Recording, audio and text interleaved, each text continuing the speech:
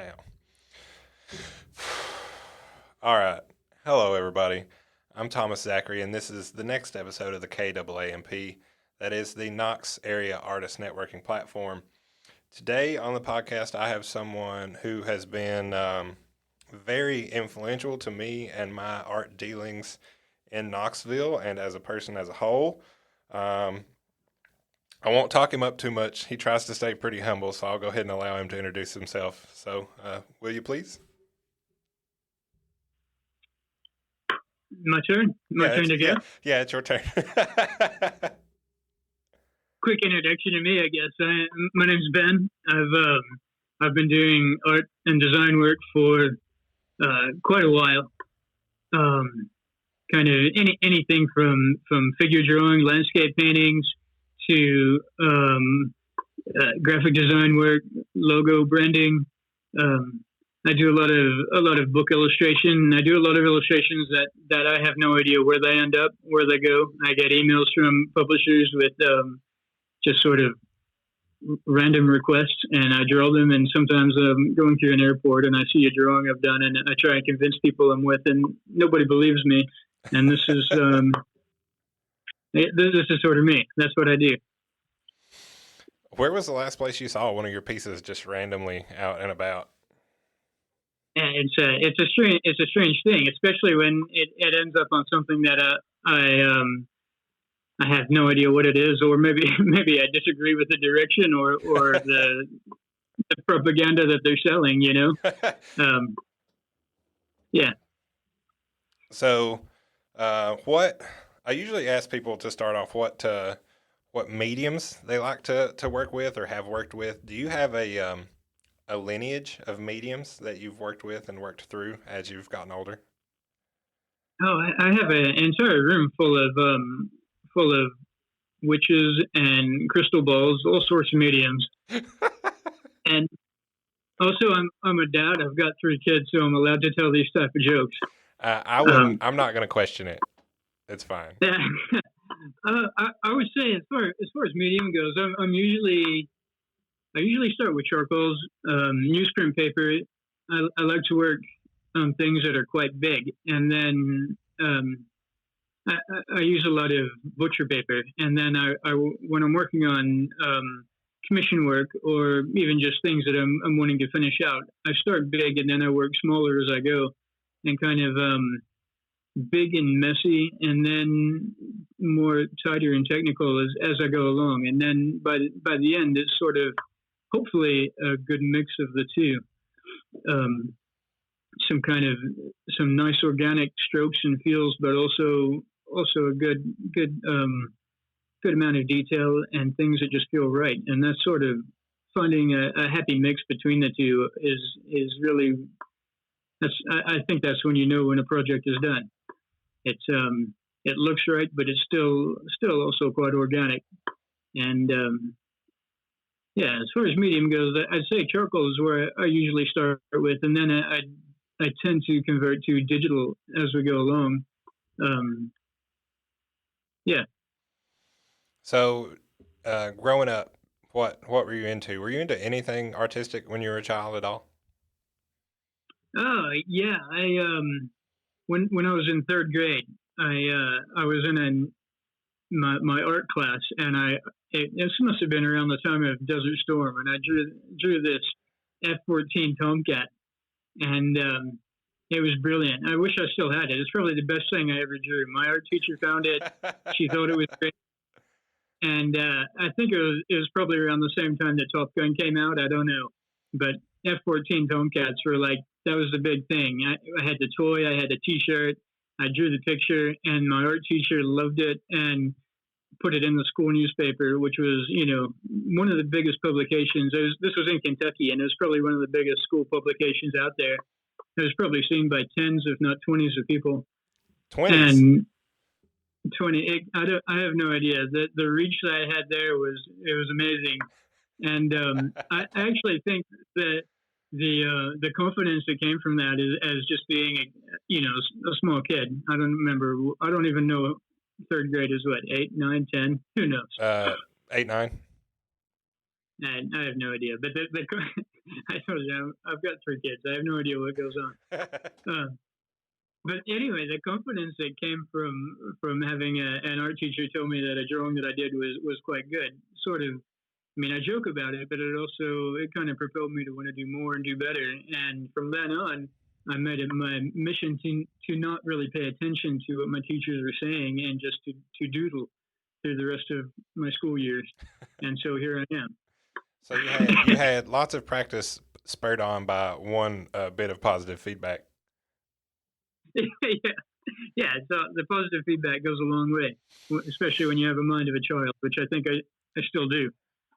I would say it's good to keep that at least on some occasions. I know being a dad certainly helps me keep a sense of wonder and awe in my life, and I really appreciate that. Um, Yeah, yeah. so, Ben, I don't think people know where you're actually located. Ben is in New Zealand, and the reason I'm putting him on my podcast is because it's my damn show, and I want to. But he's lived in Knoxville and operated businesses in Knoxville, and that's why he's on the show because he is tied to Knoxville in some form or fashion. Uh, and to be completely honest, Ben, ever since I had the idea for the podcast, you have been like a list of people to have on the other side of my microphone. It just so happens now you're also on the other side of the planet, and and I'm thankful that you've taken the time to sit down on the other side of your phone and Yeah. this microphone and chatted with me about this. Um, like I said at the top of the show, that we really need to get started. You were a really big influence on me in just being out about in Knoxville artistic circles and part of the scene, more or less, that Knoxville is growing and cultivating. And now it's matured a bit, but it still has a ways to go. Um, I'm trying to push for crazier things happening around here, but it's slow goings. Um, Yeah. can you tell us what all, in a little bit more detail, what you got into while you were here? Um, yeah, I was there in Knoxville for maybe 12 years, I think. My wife and I got married, and we kind of, she's from here, from New Zealand as well. And I had been back here to go to college, and we graduated, we got married, and we just sort of, we went to the States for just a trip, really. It wasn't, nothing was scripted. We got a car, drove around, and we came through Knoxville in the springtime. Everything was in full bloom. The weather was beautiful, and we just sort of we stopped and got an apartment. We had nothing. We had no stuff, so we got this tiny little apartment. We got some of that inflatable furniture, Yeah. uh, and that's sort of like all we had. Um, I got a job working at a printing company, and then we ordered some furniture online. And I guess these were in the days when sort of online buying was just starting out. And I ordered this stuff from a place in Texas, and it was the week before Hurricane Katrina hit. And so I placed this order for all this furniture for this tiny little apartment, and then Katrina hit, and they told us that our furniture had been obliterated, and No refund, but right? we'd already paid for it. So they said, we'll remake it, we'll send it to you, and we went like a year before our furniture finally showed up, Oh my which goodness. of course is nothing in comparison to the people that were there that had lost their house and everything. But still, we had this inflatable furniture that somehow we managed to keep alive for a year. And I remember the day that our actual furniture arrived, my couch was maybe like 2 inches from the ground, like when you sit on it. It was a slow leak. Had to inflate it every day. Uh, anyway, we were there in Knoxville, and then I was working for a print company, and then I started thinking, a lot of this I could do it on my own. I could, I mean, I know the software, I know the design, I know. I've started to get quite a few contacts, and a friend and myself started a design company there, and through that we started looking through spaces downtown. It was sort of this was probably around 2010, and it was downtown was still kind of a bit of a wreck. They had pulled up a lot of the streets, um, putting down new sidewalks and things like this, and it was just sort of a pile of rubble at that stage. And we got a really great deal for a little tiny studio underneath the sidewalk on Gay Street. And I mean, it was a room that was about the size of two refrigerators put together. And the two of us were pretty happy working out of there. And, you know, at the same time that we were starting out with this, all of a sudden I lost my hearing. And I went from 100% great hearing to zero over about 2 or 3 months. Wow, that's really quick. It was incredibly quick because the time that I figured out that it was going there, it was nearly gone.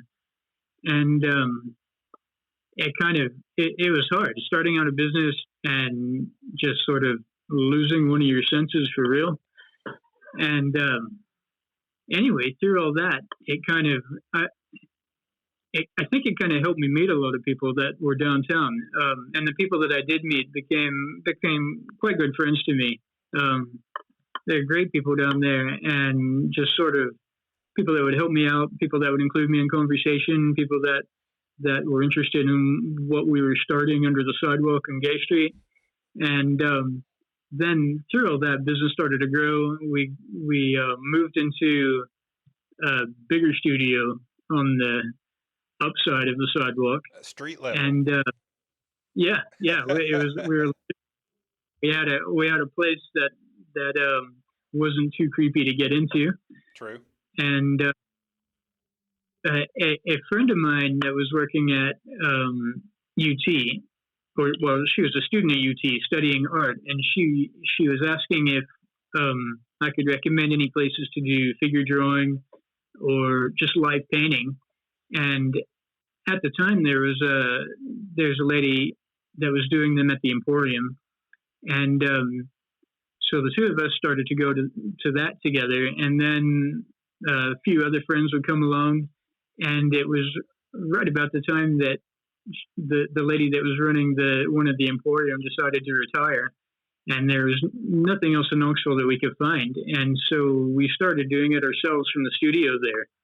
And those first few months, there was only maybe 2 or 3 people that were coming along, but it was good. It was good fun. People, I mean, it was you could kind of tell that there were a lot of people that would stop by and ask about it, but most people were sort of scared to commit to doing it because it's sort of it's figure drawing or something. It's a bit risque for the South. Indeed, it is. And it's scary if you don't know what's going on, but over time, people started to show up, and then you came, Thomas, and then after you came, pretty much everybody else followed you in. You know, and it's funny because I seem to show up at places, and then the crowd shows up. I'm not saying in any way that I'm a trendsetter, but it seems somehow I get there just before everybody else.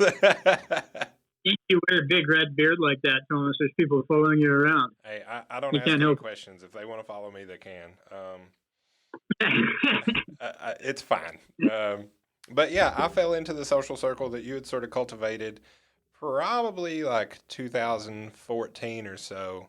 And, you know, I walked, I was, your wife actually told me about it. I mean, we both know the story, but for everybody listening, your wife told me about it because she was working at the daycare where my son was. And she said, oh, yeah, you know, my husband does that kind of stuff. You ought to go check him out on Wednesday nights or whatever it was. So, you know, I took my pad and my pencil and I walked in there, and there was, I don't know, half a dozen people in there drawing a model. And I just sat down and started drawing. And that was the first time I'd ever drawn a live nude person. And it was, you used to come again. You're used to drawing dead people. Thomas. Yes, exactly. With a live human. You know, I didn't have to prop them up; they stood up all by themselves. So yeah, that was neat, and it really pushed my artistic boundaries because I'd never done that, never been exposed to it, and the human form as context in art was not something or content in art it wasn't something at the time that I'd done, because I do a lot of abstract stuff. still do, but it was good to push my boundaries, and it's still good to push my boundaries doing that activity.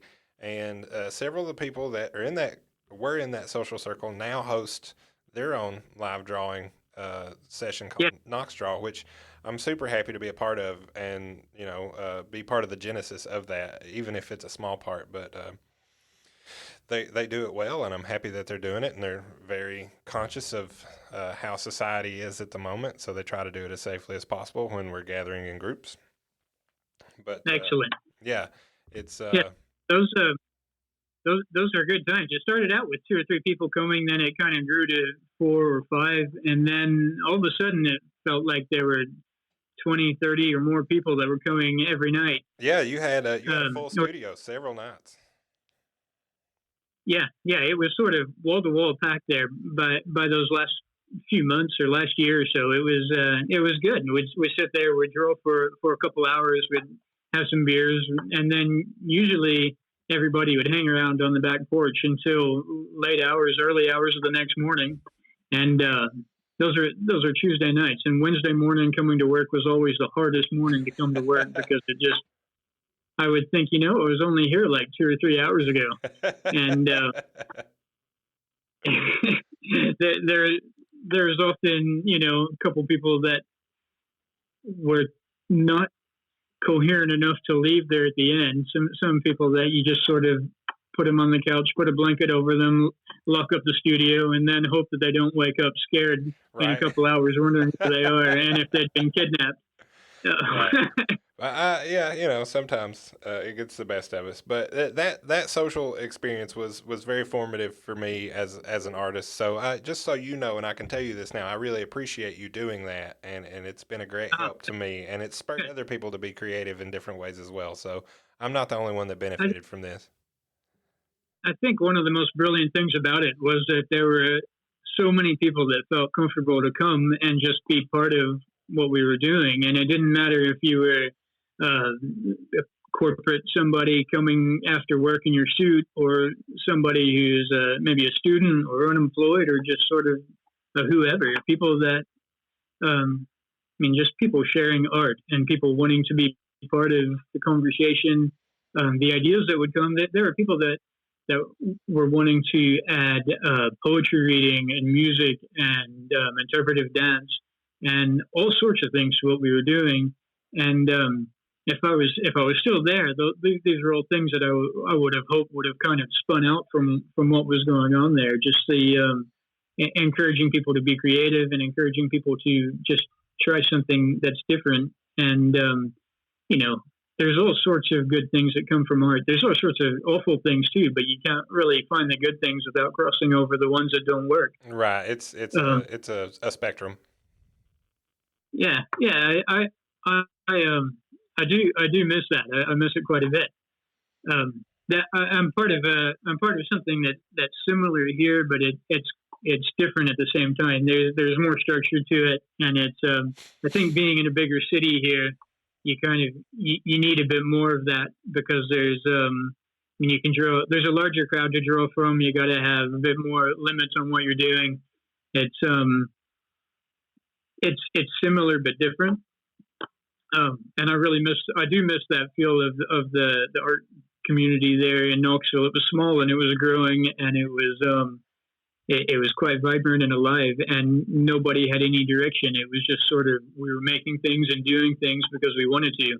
And I think here, with a more established city and a bigger art scene, there seems to be I don't know the way to describe it. It's just sort of, there are already avenues that have been built by other people. So instead of feeling like we're kind of pioneering something here, it feels like we are more incubating artwork, which is good too. I mean, you need that as well. You need to have a safe space where you can go and you can grow and create. And there are tons of groups here, so you kind of, people try one or another until they find the one that fits with their personality. Where what we had there in Knoxville, we were the only ones doing it, so there was no other option really, and Yeah. it forced people that wouldn't usually merge together to come, and it was good. Well, I know for a fact there were several nights where I would sit next to a nuclear scientist fella from Oak Ridge, and I'd just gotten off work at the Coliseum from running the Zamboni. So, if that's any measure of the spectrum of people that this group gathered, then I don't know what other example to give. Yeah. It's all part of evolving and growing, though, right? Mm. It's good. It's good. So, we'll switch gears back to your creative process here. What does a good, uh, air quote, work or creative day look like for you, Ben? Say that again. What's some more creative? What's a good creative day like for you? Like, what's the timeline of a good creative day for you? Uh, let me think about this. At the moment, for as far as some of my personal work and some of the commissions that I'm doing, uh, it's completely different to what I have been doing, what I usually do, and I've been doing a lot of still life paintings, which are um, classical and boring, and something that I've only just recently developed a huge love for. I mean, the colors, the shapes, the abstract movement, and the kinetic energy that comes from a still life is mind-boggling to me now. Um, it's something that it's something that old people get into, and maybe I'm getting old. I don't know. I'm about to hit 40 next year or the one after. I can't remember. Um, One of these years I'm going to hit 40, and I'm probably going to stay at that for a couple of years. But I'm feeling with this old age that's happening all of a sudden. I'm allowed to get into old people artwork, and I had a commission for a painting a few months ago, and the person didn't. They gave me nothing to go on. They just said we want something. They gave me a few colors that are in their house, their furniture, their walls, and they said we want something that goes well with this. And I'm just sitting there at my desk with this big piece of wood that I'm painting on. It's maybe 4 feet wide by 2 feet tall, and I primed it, prepped the board, had all the paints out. I had no idea what I'm going to paint, and so I just start painting as a background the stuff that's sitting on my desk. And the light was coming through the windows. There was a painting of like a little house plant that I've been desperately trying to keep alive for the last couple of years, and it laughs at me. It I don't know. It's still alive, barely. And there are some days I come out and I do CPR to it, and it comes back to life again. But for this painting, I made it look like it's very alive and that I'm a very good gardener.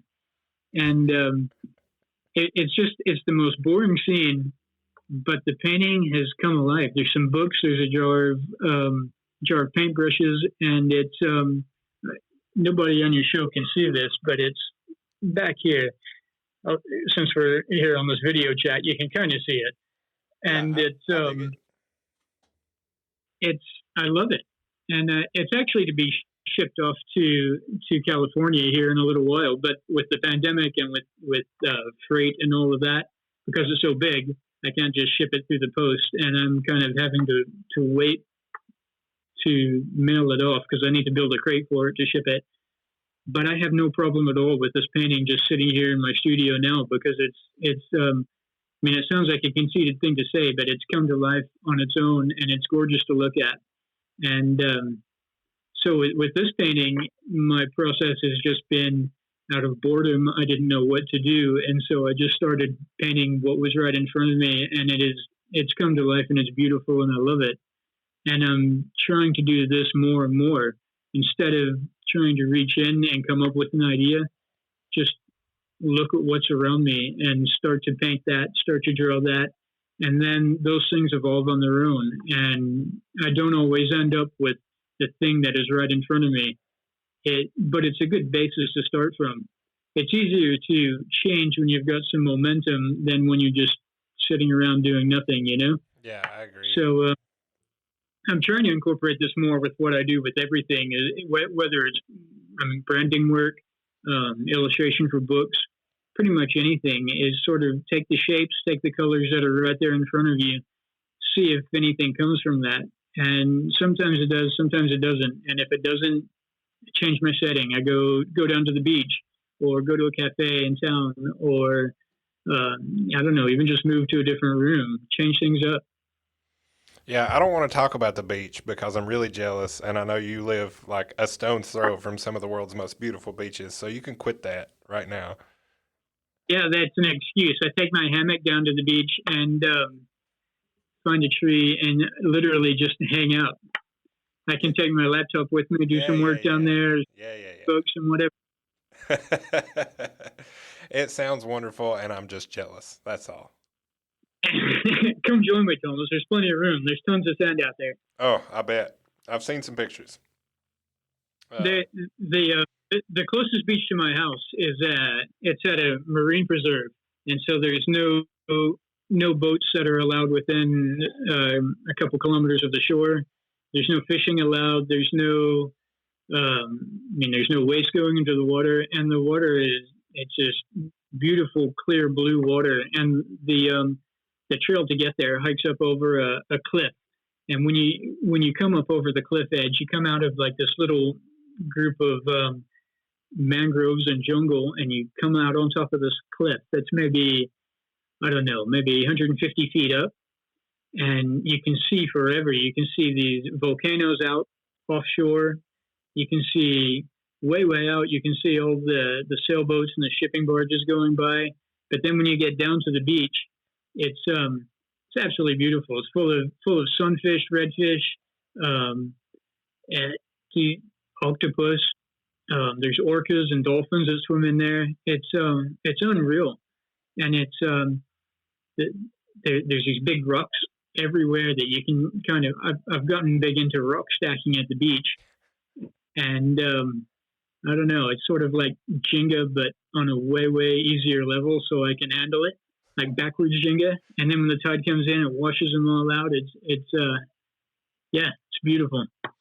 well, would you say you pull a lot of inspiration or clarity from your time outdoors? Oh yeah, all the time. It's I take a lot of I do a lot of photography when I'm out. I do a lot of hiking, a lot of camping, a lot just walking around the beaches, finding things, um, the shapes, the moods, the the colors, everything, even the smell of the air, the humidity, the sunshine. It without all of that, the creative process is sort of doesn't get you anywhere. It's yeah, it's good. I take these photos, and then I've got a big screen here in the studio that does nothing but play a slideshow of nature photos that I've taken pretty much 24 hours a day. It's just cycling through every few minutes. It changes out, and I noticed that my design, my artwork, it draws from that quite a bit. Because my brain's only so deep, and it's actually quite shallow. And so I need these to get inspiration from. Well, since we've used the word inspiration, are there any other things in the natural world other than the environment immediately around you that inspire you? um, yeah, um, I think it's a balance of inspiration. There are times that I'll spend a morning. I'll just go into town and walk around downtown and look at the things that other people have made. Sometimes that's going to the art galleries or the small studios, friends that I know that are working on things. Even small things, T-shirt shops or um, just whatever. Seeing what people are making, um, it's incredibly inspiring to see other people that get as frustrated as I do when they're trying to make things. It's easy to post things online that I've made, and people say, "Oh, that's great, that's beautiful, you have talent," but they don't see the huge pile of garbage that I just don't ever show anybody. You've seen it there in the studio. Drawings that are just awful. You draw them, they look terrible, so you rip them off, throw them on the floor, start again, Yeah, and you do and this. they're big sheets of paper too. And so they're like, Yeah, 24 by on the 36 time. sheets of paper just laying all around your studio floor. Don't step on them, you'll take a slide. Yeah, well, it's sort of it gives me an excuse to have a bit of a bonfire every now and then, get rid of all this evidence that I'm not great at it every time. And it comes through. competition. There are some things that I draw that or I paint, and I look at it at the end, and I kind of think, wow, I could never replicate that. That was just really lucky. And then there are other times that I'll work on something for days or weeks, and then I think that's just crap. That's the worst thing that anybody's ever made. I'm gonna quit all of this and just become like I don't even know anything. I'm gonna become a truck driver. That's what my And dad does. It treats him well. yeah, I hear they pay well, and I get one of those CB radios. So Breaker, breaker.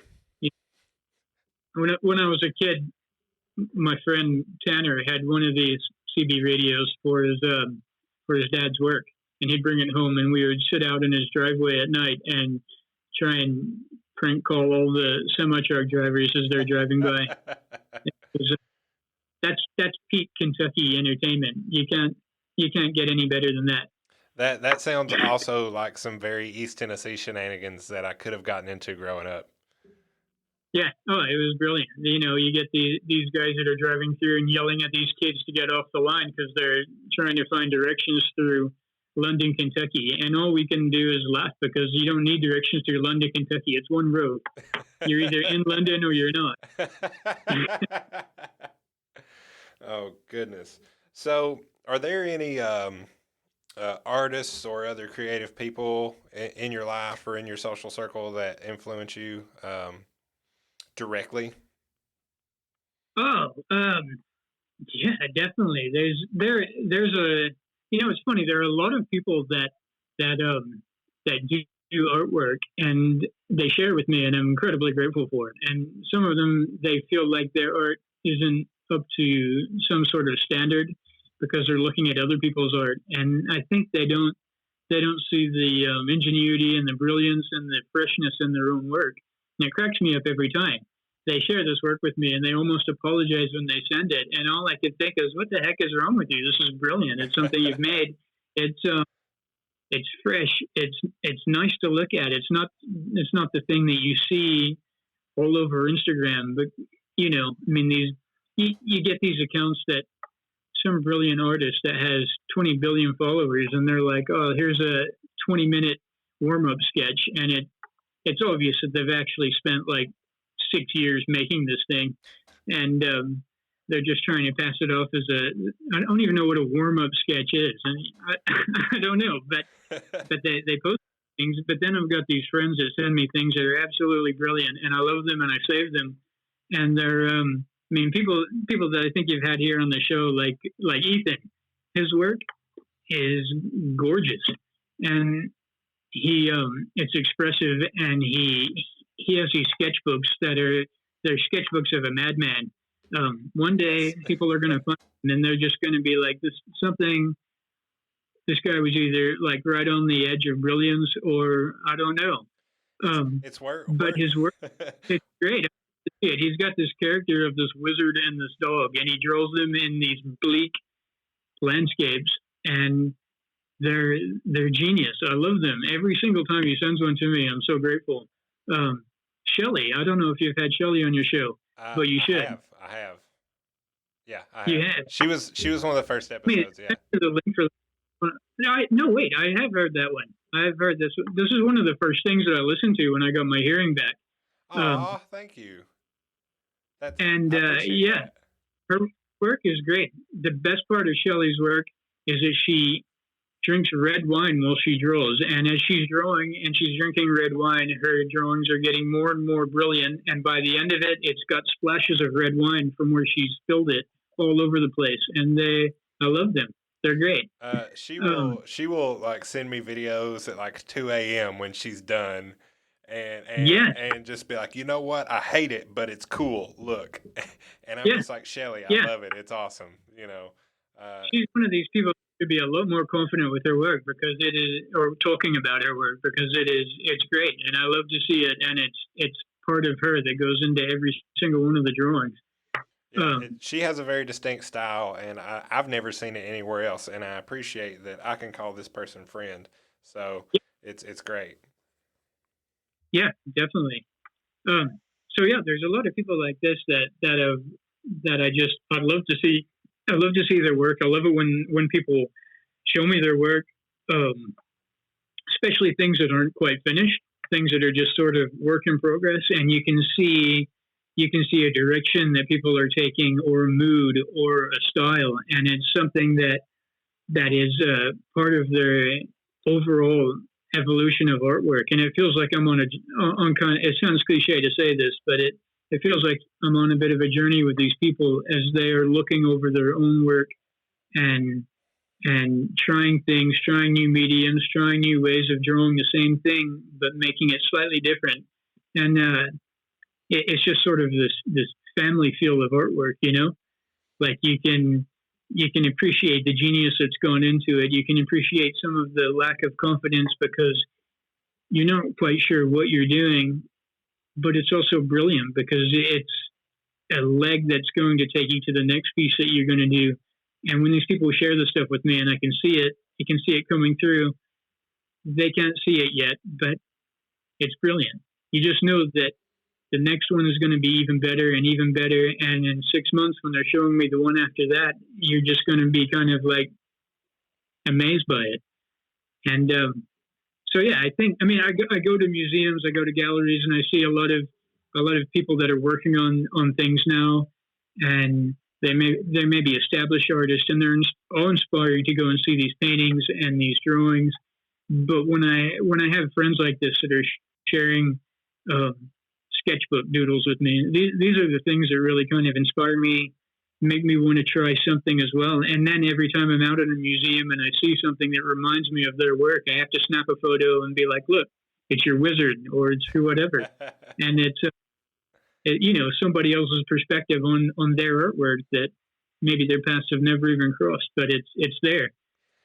Right, and I get that because when you see those things, sometimes it's almost a window into the thought process of the creator, and Yeah, that by itself is a privilege. I enjoy that. yeah, yeah. Um, It's good. And you see you see it everywhere. I was at a gallery opening the other night for somebody that was doing these they were like ironwork sculptures, and I bought a pair of earrings that you had made. I bought them for my wife, and you had made them a few years ago, and you had them on show somewhere. And the style of artwork reminded me. I meant to get a photo, and I need to go back, and I'm going to find it and send it to you because these this ironwork was. It reminded me of these earrings you make, and which, by the way, Jess loves them. She still wears them, and it reminded me then too of just sort of how small the world is, and we come up with these same ideas, and we're trying to find the right way to express them, or the right medium, the right format. And sometimes it's a huge iron sculpture, and sometimes it's a tiny little metal sculpture that goes in your ear.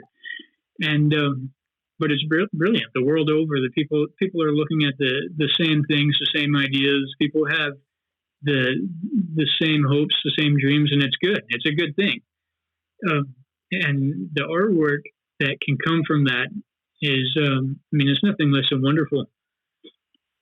I totally agree, and I'm so pleased to hear that Jess enjoys the earrings and still wears them.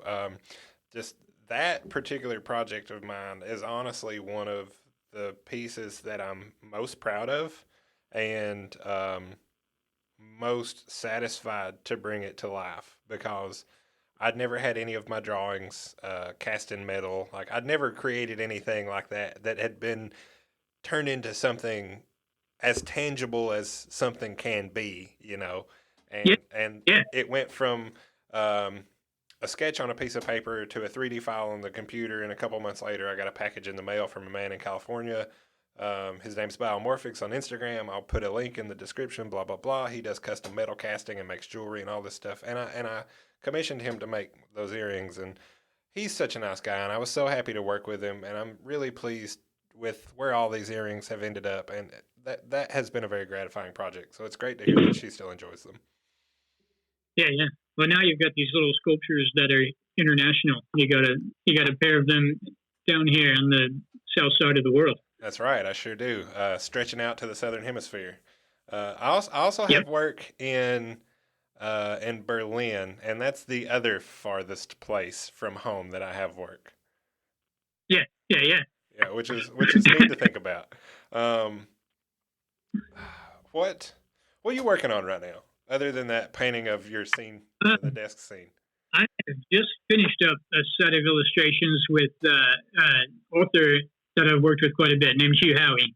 He he's sort of one of the people that helped me propel my illustration career 10, 12 years ago. He wrote a short story called Wool, which he self published, and that turned into a larger book, an omnibus, and he eventually has sold that. I think he sold it a few times to a few different people. The rights to it have kind of I don't know what the right words to say is, but it kind of somebody buys the rights and then it expires and then he sells it on and on. Yeah. It ended up being sold to Ridley Scott for a while, and then currently it's the book has gone into production with Apple TV.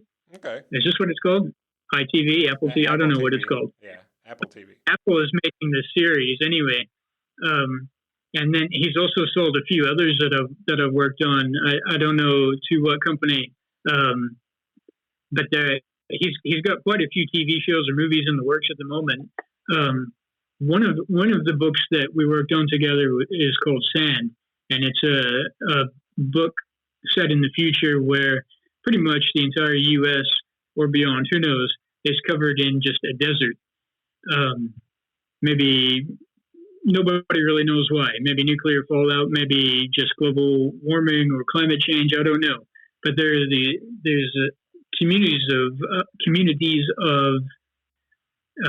sort of desert nomads that have this equipment where they dive down into the sand and reach the old cities and the skyscrapers that are down there, and they pull out uh, things, suitcases or bits of metal or whatever else, and then they surface with this stuff, the salvage gear, and this is how they live.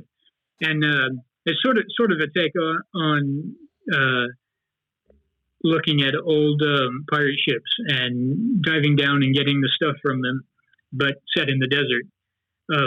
So I did the illustrations for the first publication of that a few years ago, and he's just written the sequel to it, which is going to be called Across the Sand, and I think it's going into print at the moment right now.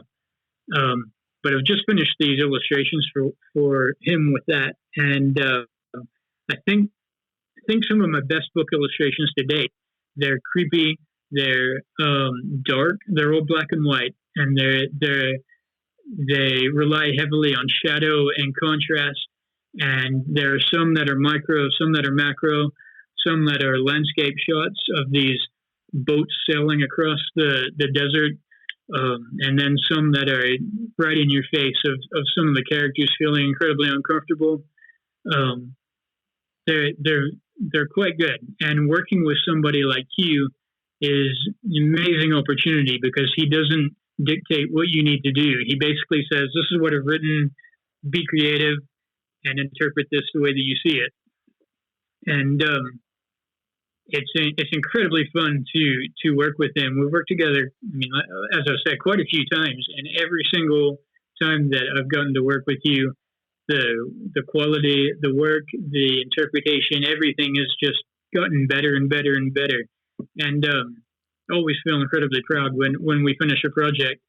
And yeah, so that's what I've been working on. I've just finished those up in the last week or so, and then after this, I have a project with another lady where she's written a sort of a comic sci-fi story about a alien parasite that is embedded into some law professor's head, and he's going to take over the world. He lives in New York, Mm. and New York. the style of illustration is going to be completely different. These ones I've done for Hugh are they're gritty and they're dark and they're very real. These illustrations that we're doing about this brain parasite are going to be, they're comic, they're fun, they're going to be kind of sloppy, um, And it's I think this is my favorite thing with what I do is you from one project to another. It's not just being stuck in one style and not having to recreate scenes all from the same perspective every time. I'm pretty fortunate to get to change that up and apply artwork based on somebody else's artwork, which is keeps things moving, keeps things fresh. It's good. Do you? How important is that collaboration to you in your workflow? Oh, it's huge. I mean, and not just with commission paintings, illustrations, and things like that, but with work as well. I mean, with design, with websites, with things like this. You got to have people around that are able to tell you their vision and also match it up with what your own vision is, and then find a good common ground. Because if you're creating something that you're proud of and something that somebody is wanting, and you get that right balance and that right mix, it's sort of it's gold, and it leads on to more work, which is really the entire point of trying not to be a starving artist, right? Right. Is you, you got to be commercial, and you got to have something that can sell, but you've also got to be true to your own creative process and your own designs and your illustration as well. So it's a good mix. It's a good mix of those two. And so being able to work with the right people, whether it's corporate people or private commission or people like publishing groups or authors or whoever, you got to have that right that chemistry with somebody where you appreciate what the other person is offering, and that when they're hiring me to do something, they're hiring me because it is outside of what their own skill set involves. And there's a big difference in the work that comes from somebody who is wanting to engage you and to pay you to do what you can do versus somebody that just wants to use you as a proxy because they don't have the talent. And you can see that in the work that comes out. Yeah. So yeah, the relationships are hugely important, and the way that you interact and the conversation that happens is a huge part of creating good artwork when you're doing it with a second or a third person. It's the process is probably 90% of the artwork, because it's 90% of the things that get chucked out into that burn pile that goes in the end of the week. And what you end up seeing is the culmination of that relationship that's translated onto paper, and that's the final product. And it's all of that. It's the talent, it's the years, it's the inspiration from walking around and looking at things. It's the conversation that's happening between you and a person or a company. It's and for most artists who are a bit crazy, it's also the conversation that's happening with you in your own head as well, Yep. and all the different characters that you've got living out there. Yep. So, And saying that, it's kind of a joke, but you also have to have a good relationship with yourself, or not a good relationship. You have to have an open communication with yourself to be able to make good artwork. And sometimes that's diving down into kind of a weird place, and then other times it's sitting right there on the surface. And you've got to be aware of that and know which parts to pick up and which parts to stay away from. it's a thin line that one has to toe on occasion.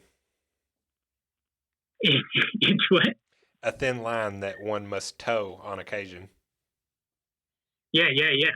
It's Um, so, are you working on any personal projects, just art for you or for the family or anything? yeah. I've been doing a lot of weekend hiking lately. A lot of kind of there's some absolutely brilliant places to go see here in New Zealand. And at the moment, with the pandemic going on, there has been almost no tourism here over the last couple of years, which has been terrible for people that make a business out of it. But for people like me who enjoy being out in nature, it's been amazing because I've been able to go and see these sites that are usually they're full of people, or they're just inaccessible because there are too many crowds. And I mean, I went to a place a little while ago called Umu Keri Keri, and it's a mountain across from another famous volcano, maybe 3 or 4 hours drive south of where I'm at.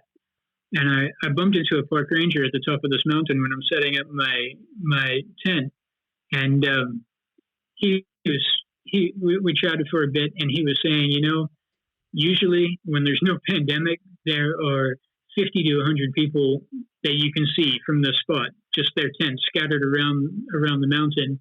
And I mean, it's a huge mountain, so you're not like right on top of somebody. But he said usually you can just see all of these tents around.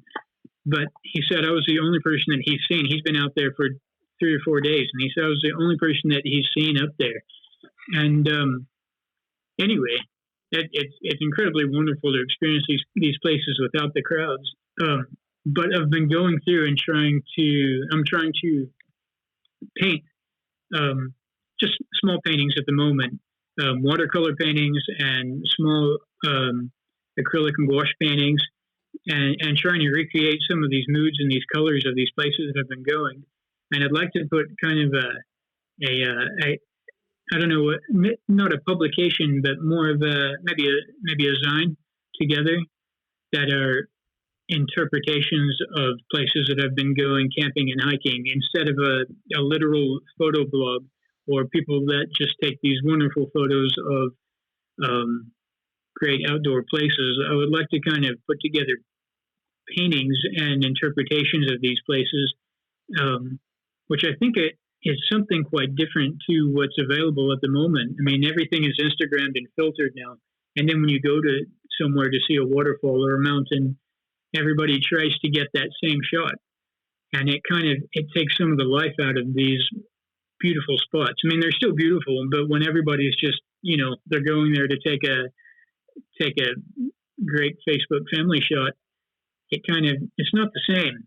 And so I'd like to go to a lot of these places and paint them. And at the moment, what I've been doing is taking photos, bringing them back to the studio and painting them here. But what I want to get more confident at is getting a good travel set of paints and a small little tripod, things like this, where I can go and spend, I don't know, 2 or 3 days just in the same spot and practice painting that until I get it the way that I feel it looks, and then be able to publish those paintings somehow. Instead of just getting what's in the frame, be able to get the mood of the entire hike and the trail, the trees, the way the sky changes, the colors and the sunsets. I'd like to try and put all of that into one little painting and see if it's even possible to do, to kind of condense everything. And I don't know, it might be something that doesn't work, but it's going to be the fun of doing it, right? Right. I mean, you have to try or else you never know.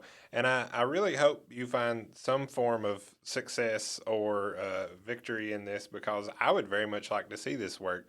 And like you were saying, the pictures of the places are gorgeous, and some people take gorgeous pictures of all kinds of places.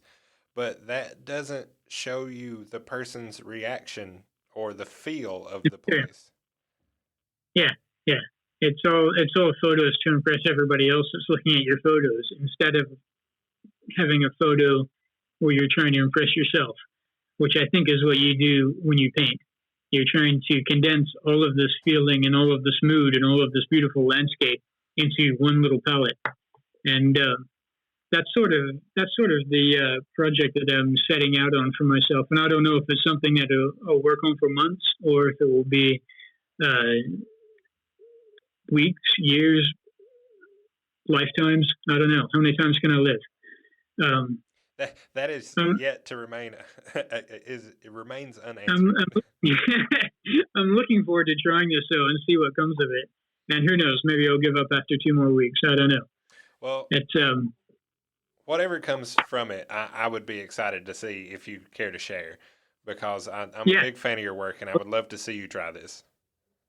yeah. I'll share them with you. Excellent.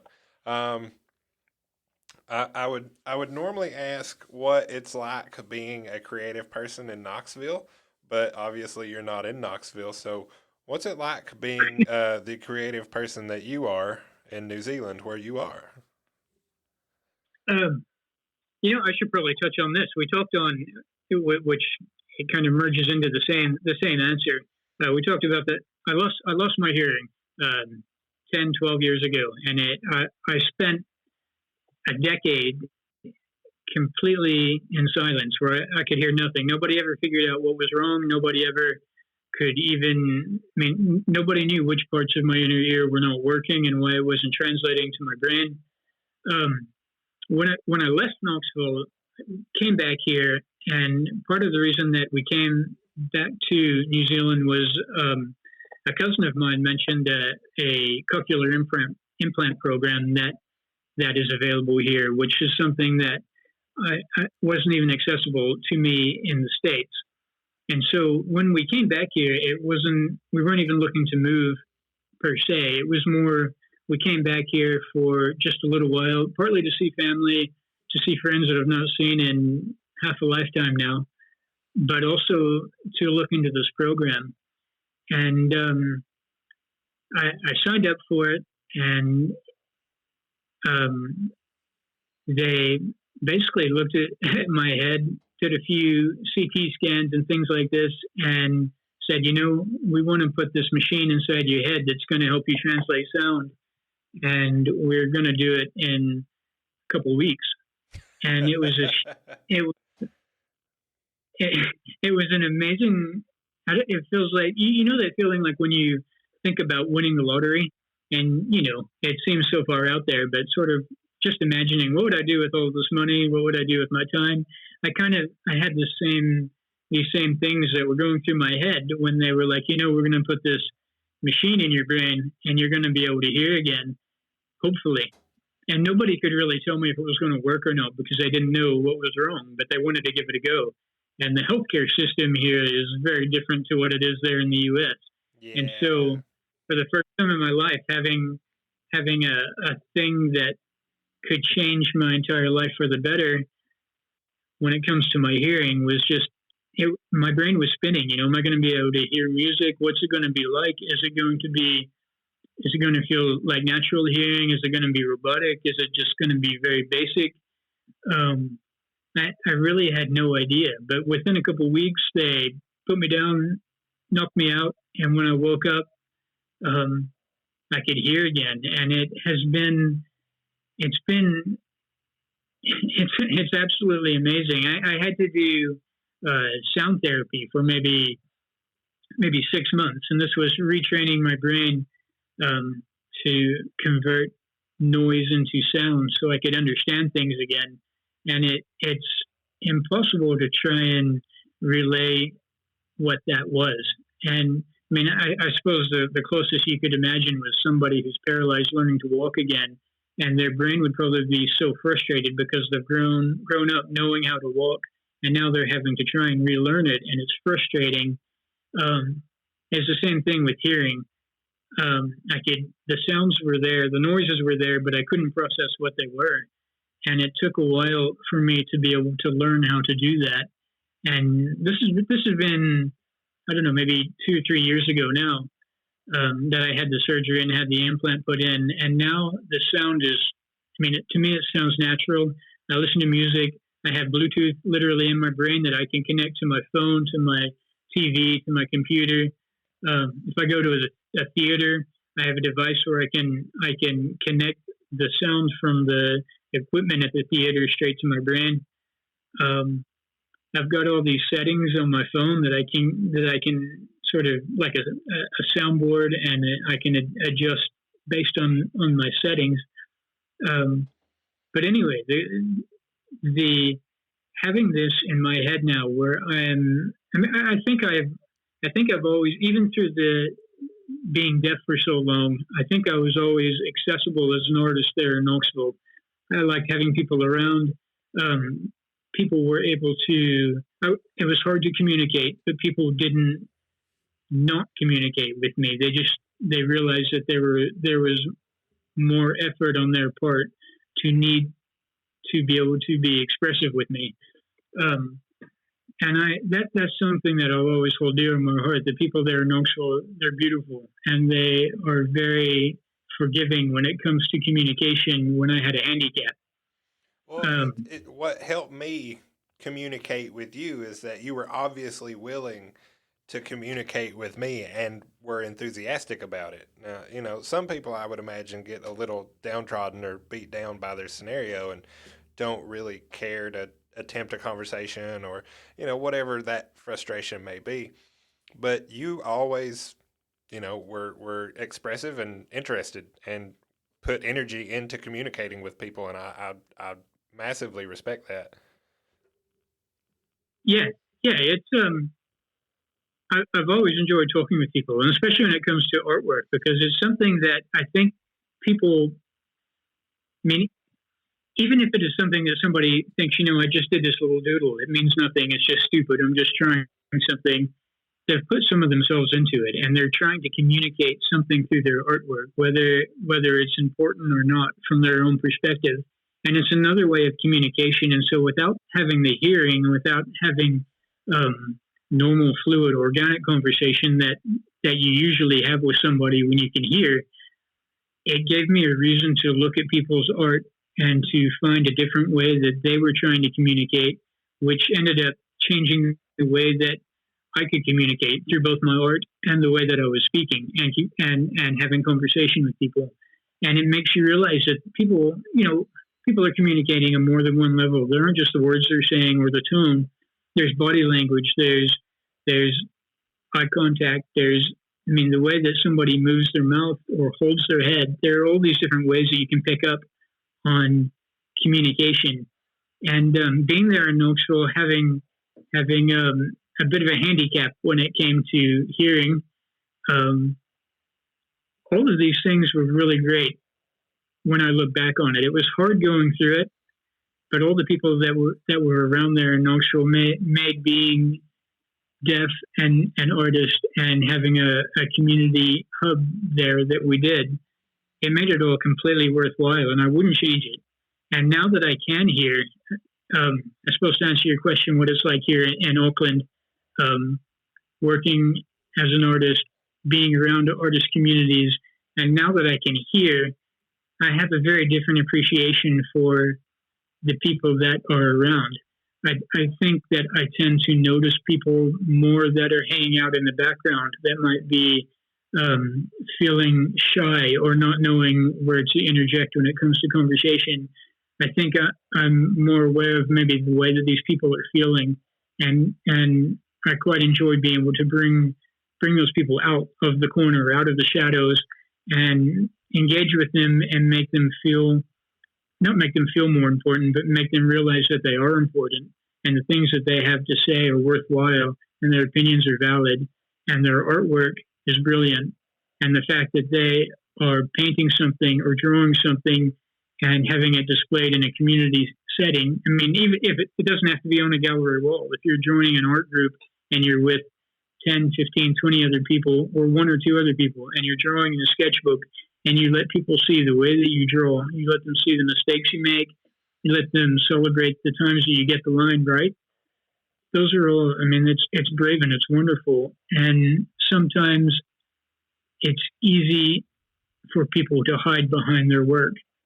And I think now that I've gone through a decade of feeling like I've been the one in the background, in the shadows, and not feeling always 100% confident to engage in conversation.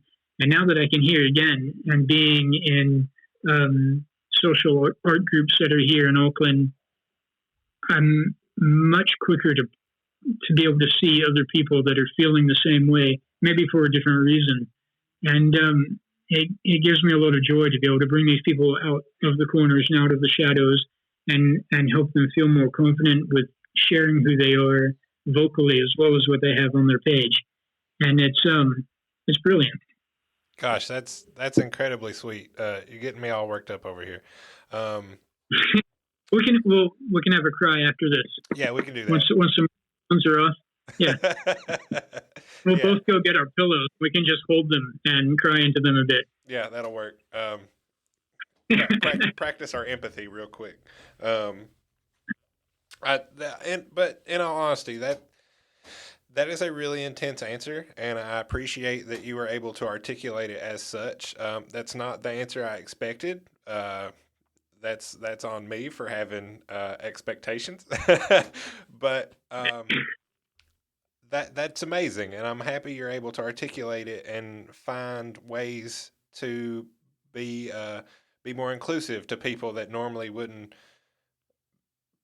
force themselves to be in some sort of more social scenario or whatever it may be. So that I'm glad you do that. I'm glad you've learned that.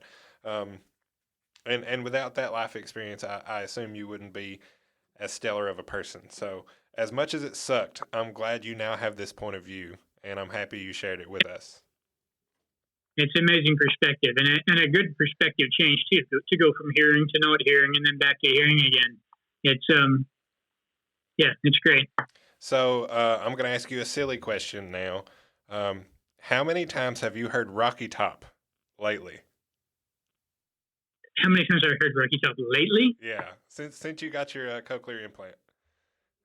I've been here in New Zealand for 3.5 years now, and maybe 2 or 3 times a year, a Vols game will come on TV here. I've got a sports package, and every now and then Knoxville will feature. They don't show many SEC games, I can but imagine. every now and then one will come on. So it's probably a couple times a year I hear it. And these days, since I'm connected to my TV through Bluetooth, I download the Rocky Top song straight to my brain when I'm watching these games. And it's a strange thing to be sitting there having your sandwich at like 9 a.m. because that's when the evening games are on there in Knoxville. So I'm having like my coffee breakfast sandwich, and then the Rocky Top starts playing from inside my own head, and it's like the ghost of Knoxville past. Right. But I had to ask because personally I was curious, but it's also a silly question to ask. But I'm glad you've heard it, and I'm glad I assume you've enjoyed it. Yeah, yeah, well, yeah. Good. Um, man, I I don't really have any other questions for you. This conversation has been a treat. I'm thankful that you took the time to do the thing and sit down with me. I would ask, I normally ask if anybody, if you would like to hear any other local people on the podcast because I can't source all the talent and I like knowing who else people knows. So, can you recommend me any other guests to have on the show, particularly people you would like to hear me talk to? Oh goodness, now my brain is spinning. I am You kind of know, putting you on the spot from half a world away. I having having you interview yourself would be quite entertaining. Um, Thomas interviewing artist Thomas. Um, I'd love to hear more about all of your crazy glow in the dark paintings if you're still doing those. I Those am. are always a trip to. If you want to ask me questions, you can. This is a conversation. It's not one sided. So if you want to throw stuff at me, go ahead. Are you still doing those? And have you converted them to 3D yet? So, uh, yes and no. Yes, that I'm still doing them. No, that's a half-ass no because I've done things that are tangible objects that aren't paintings. Um, Mm-hmm. a fella named Adam Rowe, who was a previous guest on the show, he and I are sort of co-engineering a dynamic mount that is a hand crank spinning mount. So you attach art to Yep. the mount, and then you can hand crank a crank Yeah. on it, and then the art will spin. So that's what we're working on right now. That may or may not debut at my art show in August. I don't know if you've heard me talk about it, but I'm putting together a psychedelic showcase in August, and Yep. I'm super proud to be working on this and finding some local talent that needs a spotlight on them and all that jazz. But that's in the works. That mount is in the works. But most of the 3D tangible stuff I've been doing has been jewelry that I wear around my neck or make earrings. I've made some non metal casted 3D printed earrings. But jewelry Yep. with opals and borosilicate glass and glowy resins and all kinds of stuff. Yeah, I'm doing tangible 3D glowy things. Yeah. That's awesome.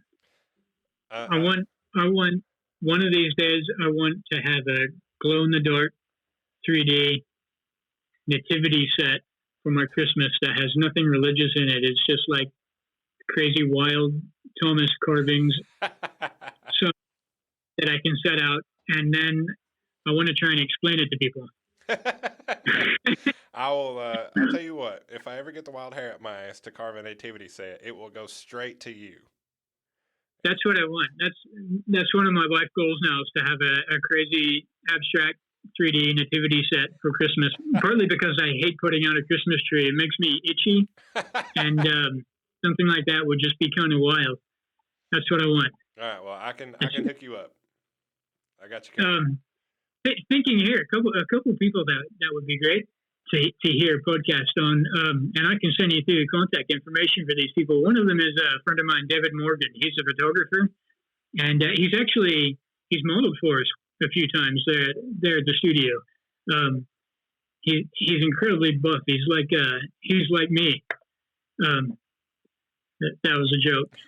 I thought you said He's booked. incredibly. You said He's buff, not booked. I heard booked. I'm sorry. That is funny. he's a photographer that he's doing a lot of work there in around Knoxville with what do you call the drone photography. Yeah. But he also does. You might remember some of his photos he had up in the studio. They were of like ballet style dancers, but they were shot with glow in the dark paint on them, Yes. and they're pretty wild. I think that as far as glow in the dark stuff goes, you and he would have a lot of weird conversation to go on there because you'd probably understand each other and the weird obsession with what's it called? Phosphorus. Phosphorescence. I don't Yeah. know. Phosphorescent. Yeah, yeah. Phosphorescent pigments. Oh, I just get. Go ahead. and by the way, we had one of those that what do you call it again? Phosphorance. The plankton that glows in the dark that was all blue, and we had a tide the other night where it came in, and it was incredibly magical and weird and surreal, and it was brilliant. That's called bioluminescence. Yeah, that's the one. Yeah. That's There's the a bay not far from here, and there's a few months ago that this happened, and it was absolutely unreal because there's the lights of the city that were already reflecting off of the water, and then the actual water started to glow, and then the tide pushed it all up into the sand, and I'm pretty sure it was bringing on the beginning of the end of time. You're trying to make me move to New Zealand, is what you're doing, talking to me like this. Come on, there's plenty of room. I got 2 hammocks. We can go to the beach. But I think hearing about David and what he's up to again would be absolutely stunning to me. Well, forward me his contact info, and then I'll bug So him. I'll chats with David where I can hear his voice and see if it matches what I imagine it has been in my head this whole. Another friend of mine, his name's Ian, and he's one of my camping buddies, and I think you know Ian. Yeah, I do. He was a bit.